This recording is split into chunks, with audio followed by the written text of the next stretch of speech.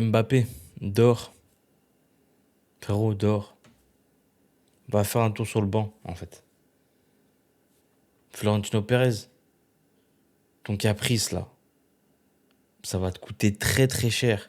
Sportivement parlant, je le dis depuis le début. Mbappé, c'est une erreur. Sportivement parlant, tu le prends pour l'image, pour le marketing.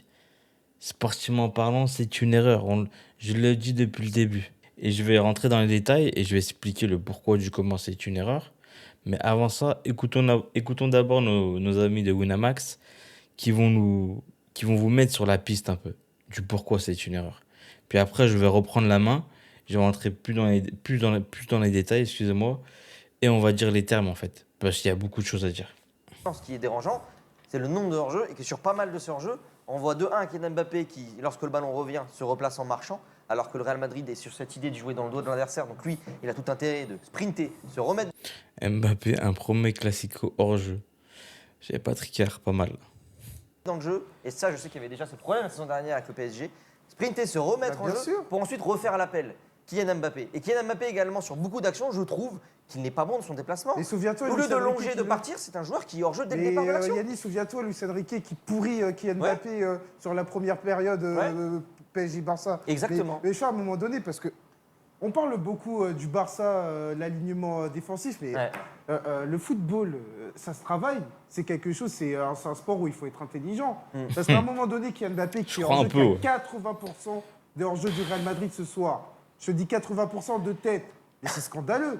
C'est scandaleux parce qu'on ne peut pas dire c'est la faute à pas de 8 chance. sur Parce 12 qu'à apparemment. un moment donné, tu vois des hors-jeux qui sont grotesques à l'échelle d'un footballeur. Ah oui, oui, oui. Et moi, je vais même aller plus loin. Clairement. Ce Clairement. soir, pour Kylian Mbappé, Plus c'est un que marqueur grotesque, négatif très important dans sa carrière madrienne. Parce que dimanche dernier, quand je parlais de Kylian Mbappé et quand je parlais de paix sociale par rapport à ses buts, la paix sociale que lui a apporté ses buts, moi j'ai vu sur les réseaux, j'ai vu, on me critiquait par rapport à ça, en disant, oui, il marque, manière de dire, circuler, il n'y a rien à voir. Parce que moi, je sais ce qui se passe.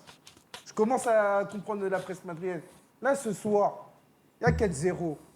La paix sociale, elle n'existe plus. La paix sociale, C'est elle est terminé. terminée parce que tu vois, les critiques en Espagne sur Kylian Mbappé sont beaucoup plus dures que ce qu'on disait la semaine dernière. Parce que la semaine dernière, nous, on était limite dans la bienveillance par rapport à Kylian Mbappé en disant oui, il avait mis. C'est ce que je reprochais depuis au moins 2 ans. C'était en gros que parce qu'il marquait, on auscultait, on pardonnait le contenu en fait. Et ça, on a commencé à le faire depuis déjà un petit moment avec Mbappé en fait. Et que parce qu'il mettait son penalty ou son petit but, etc. euh, ouais, mais non, ouais, mais il marque. Ok. Donc, ok. Donc, ça existe depuis très très longtemps avec Mbappé. Et petit à petit, c'est ce qui a fait qu'il a régressé en fait. Sans que tu t'en rendes compte, tu faisais ton petit gros mouton, tu regardais les médias mainstream concernant les analyses de match et qui auscultaient à chaque fois le contenu d'Mbappé parce qu'il marquait. Et puis un jour, tu t'es dit, mais wesh, il est devenu nul en fait. Et ça, ce qui souligne, c'est entre guillemets cette paix sociale ou dans le sens où tant que tu marquais, ça va. En gros, on va pas parler de ton contenu, c'était un peu l'arbre qui cachait la forêt. Euh, mais là, c'est plus possible. Tu es au Real Madrid. C'est-à-dire que tu peux pas te contenter de mettre des pénaux ou mettre des buts cache vide, gros. Tu vas pas te transformer en Pipo Inzaghi au Real Madrid, gros. On t'a pas pris pour ça, en fait. On t'a pas pris pour ça. Et encore. Et maintenant, dans les matchs, en plus du contenu, tu marques pas, ou même tu croques à foison, comme on dit, ça va être compliqué, frérot. Un but très important contre le Celta Vigo. Mais attention, il y a des gros red flags.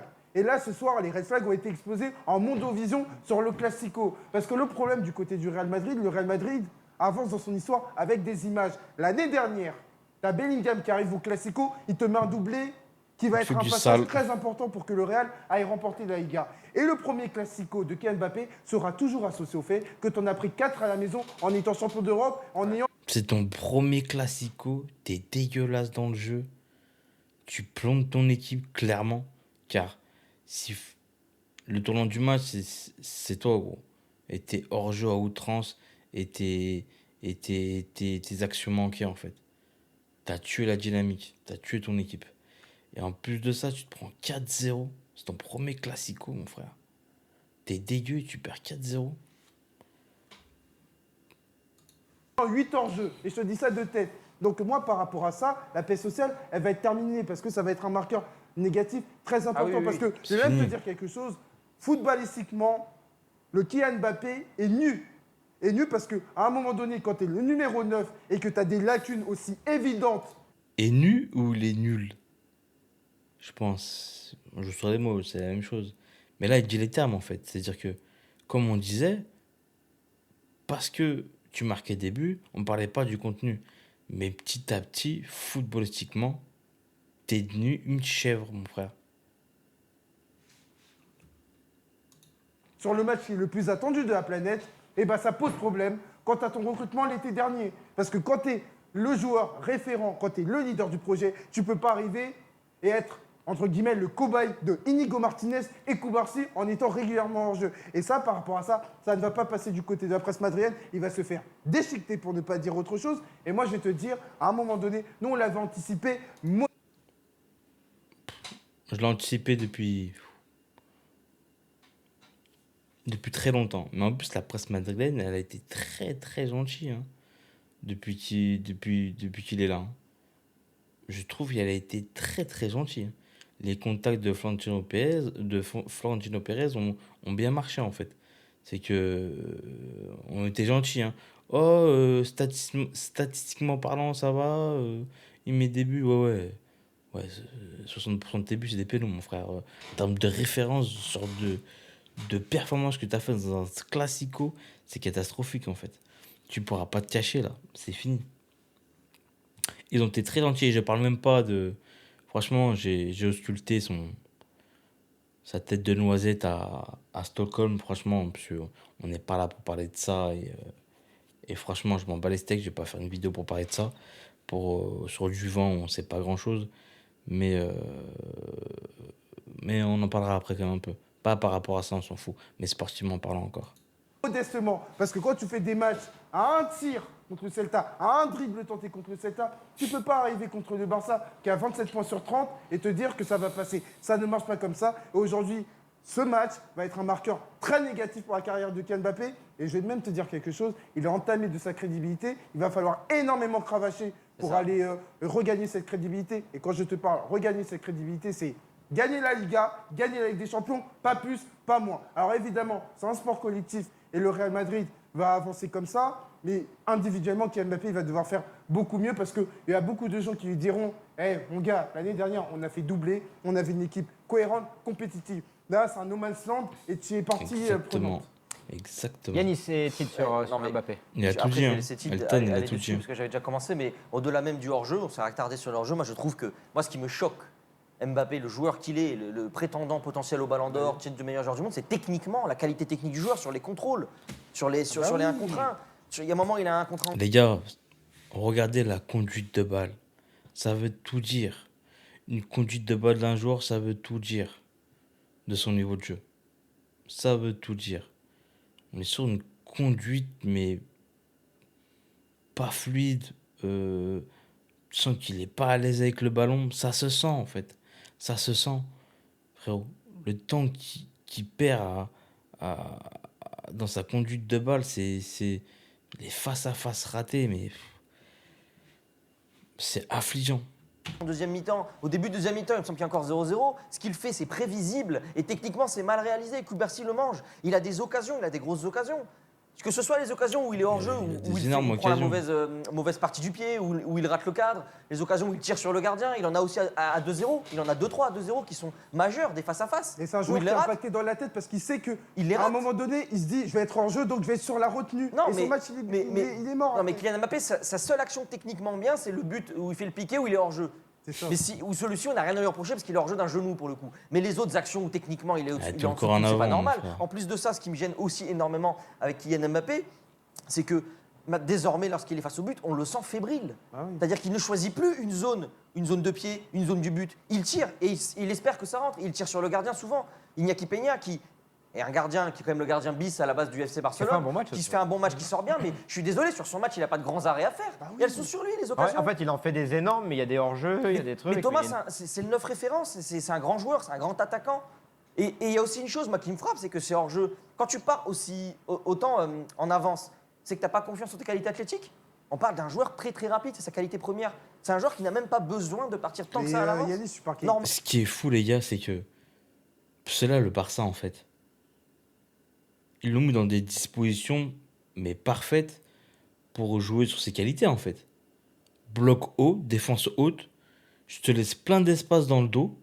Donc, ce qui devrait te mettre en valeur, à max, en fait, on te met dans les meilleures conditions pour exploiter tes qualités. Et tu fais rien, frérot. Tu ne fais rien, gros.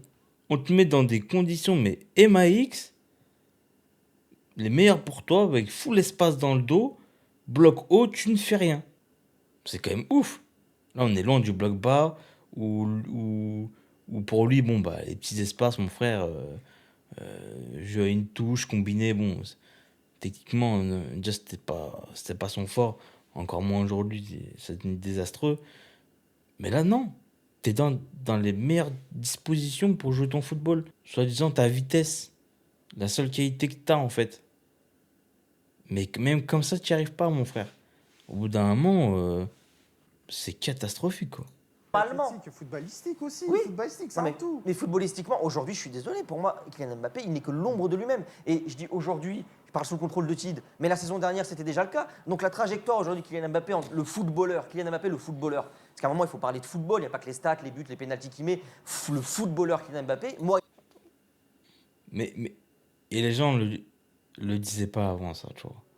On va pas s'arrêter au stade, au penalty qui mettait. Parlons de football, de contenu. Ces 2 dernières années, on voulait pas entendre ça concernant Mbappé.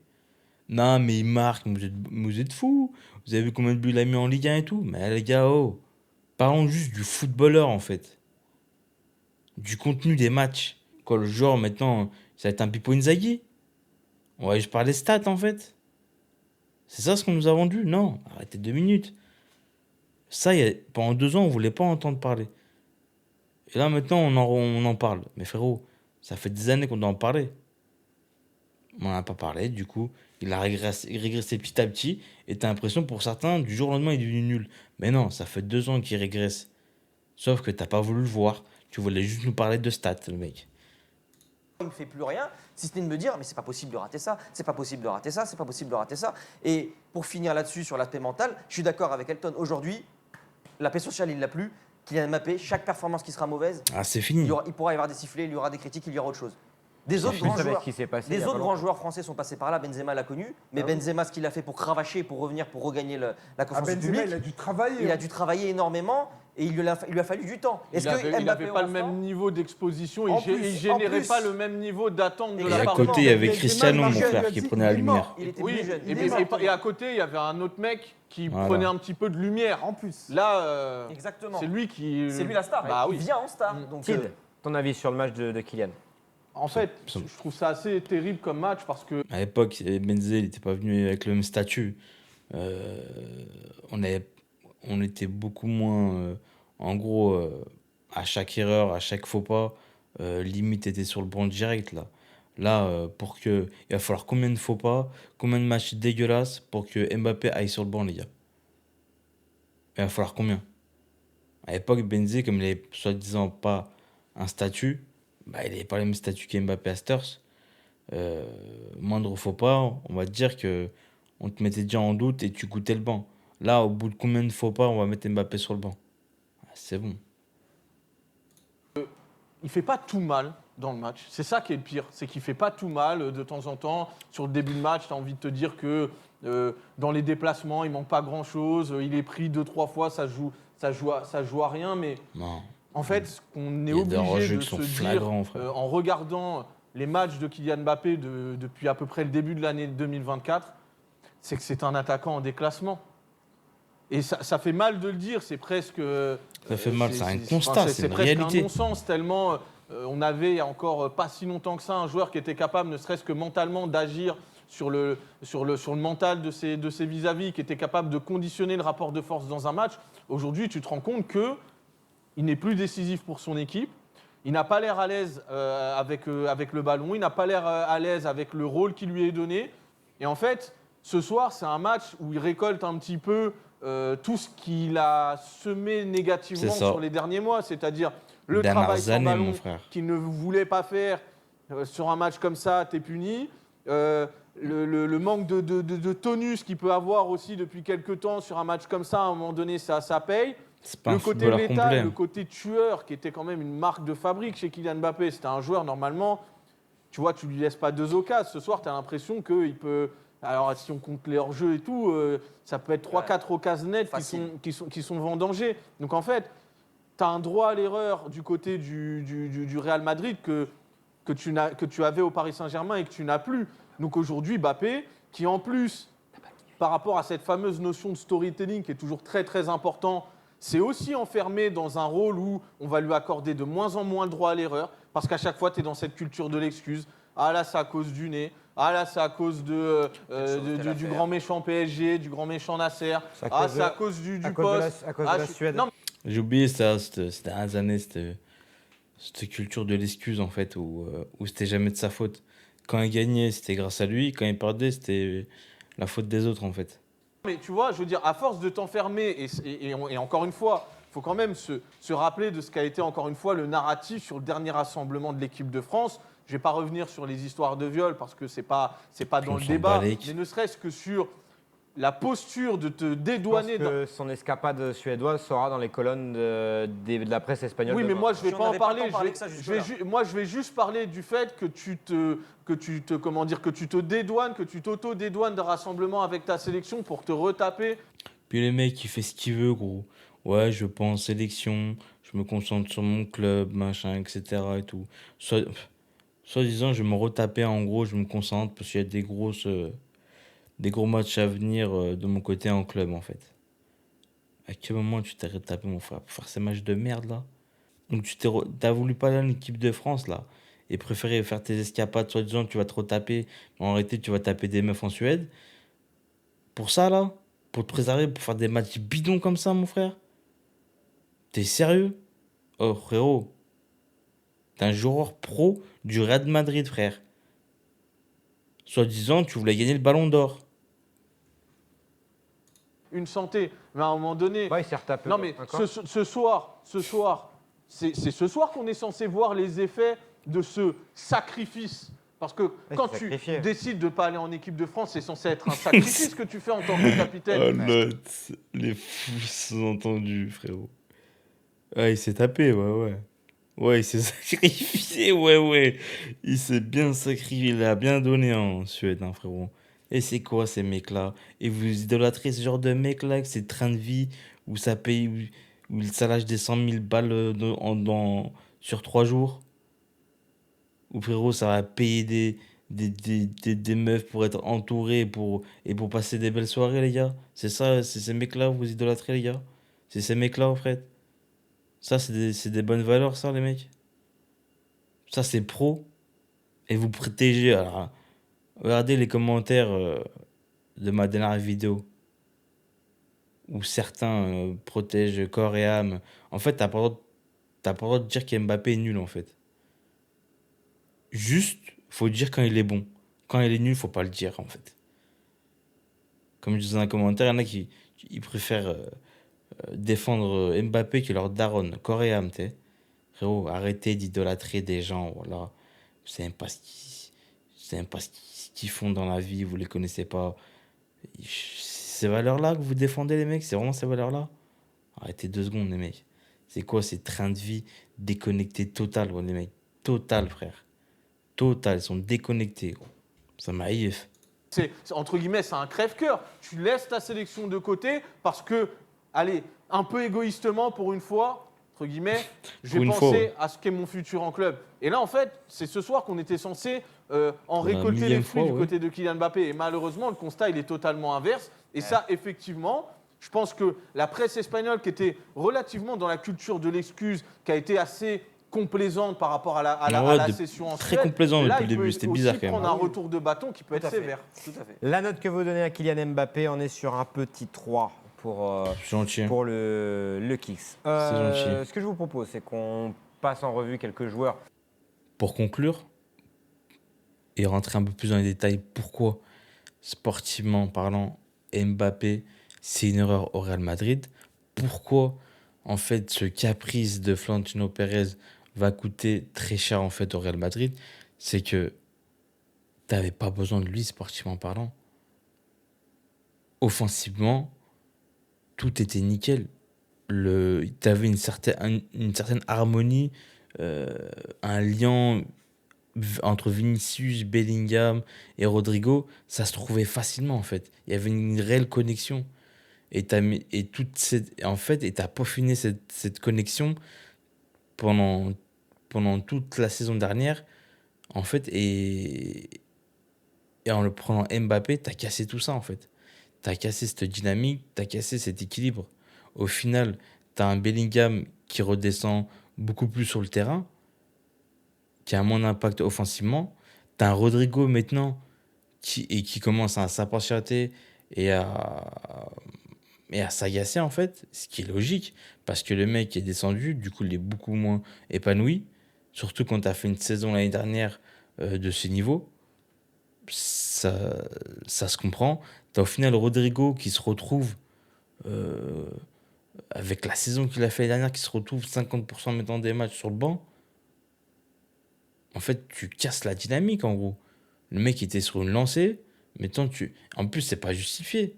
Même quand il joue, c'est limite l'un des meilleurs joueurs offensifs. Tu casses cette dynamique en fait, et tu le mets sur le banc. T'avais terminé aussi avec des Arda Güler, des Brahim Diaz qui commençaient à prendre la confiance et à prendre du galon. Et là, ils vont jouer quand ces joueurs-là en fait?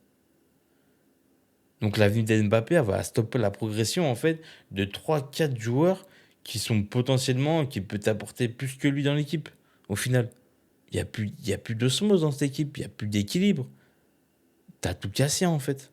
Pourquoi? Pour du marketing, pour des sponsors, pour l'image. Tu l'as pris parce que en termes de statut, il a réussi à se vendre comme le meilleur joueur du monde, alors que sportivement parlant, c'est pas le cas. Mais parce que en termes d'image, il s'est bien vendu, tu le prends en fait. Tu le prends pour ça en fait. Juste pour ça. Et aussi parce que, peut-être par ego, personne ne doit dire non à Florentino Pérez. Par ego, tu as fini par l'avoir juste par ego.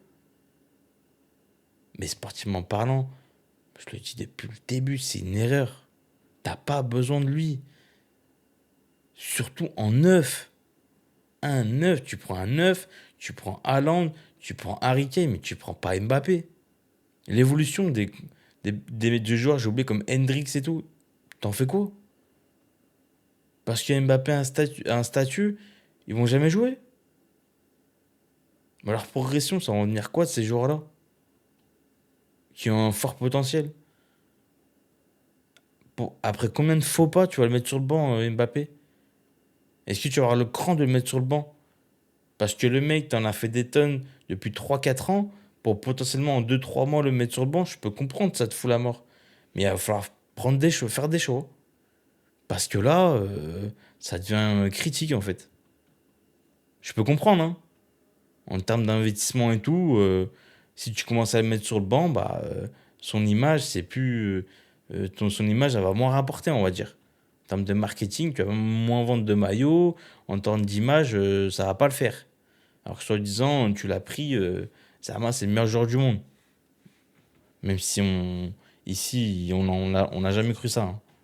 Mais voilà, donc sportivement parlant, on le savait depuis le début en fait. Parce que en termes de football, footballistiquement, ça fait 2 ans, bah c'est compliqué. Le mec régresse c'est même pas ne progresse plus. Le mec régresse. À part sa vitesse. Mais qu'est-ce qu'il a? Il n'a rien. Il n'a rien travaillé.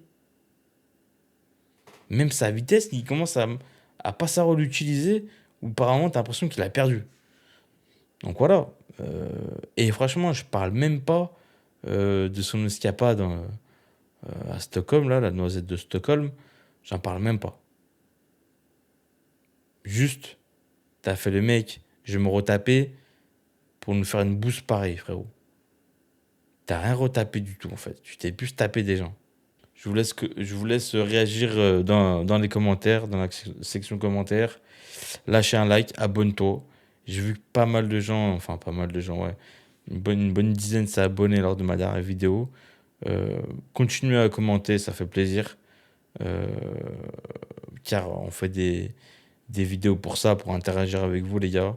Euh, et s'il vous plaît, lâchez des arguments, enfin, lâchez des commentaires avec des arguments, euh, avec un minimum de bons arguments quand même.